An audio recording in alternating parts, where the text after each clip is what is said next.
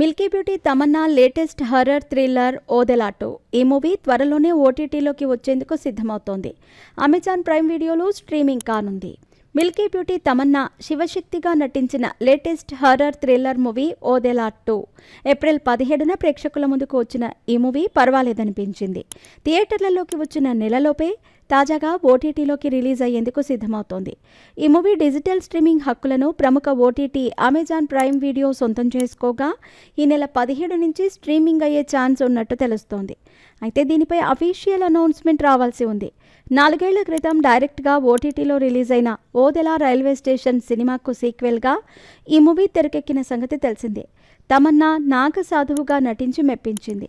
ఈ సినిమాను Madhu creations, Sampath Nandi team works బ్యానర్పై డి మధు, సంపత్ నంది నిర్మించారు. సంపత్ నంది కథ అందించగా అశోక్ తేజ దర్శకత్వం వహించారు. సినిమాలో హెబ్బా పటేల్, వశిష్ఠ, ఎన్ సింహ, యువ, నాగ మహేష్, వంశీ, గగన్ విహారీ, సురేందర్ రెడ్డి, భూపాల్ పూజారెడ్డి, శ్రీకాంత్ అయ్యంగార్ ప్రధాన పాత్రలు పోషించారు.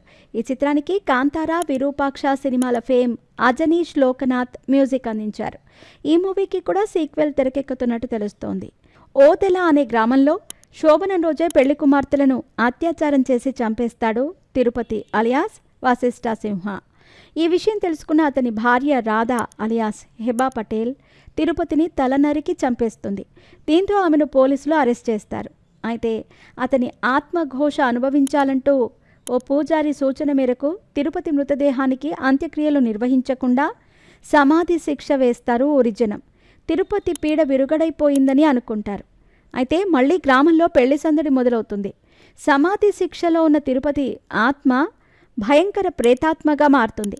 అప్పటిలాగే శోభనం రోజే 2 అమ్మాయిలను వేరే వారిలో ప్రవేశించి అత్యాచారం చేసి చంపేస్తాడు తిరుపతి. అతను మళ్ళీ ప్రేతాత్మగా మారాడని ఊరి ప్రజలకు తెలిసి ఆందోళన చెందుతారు.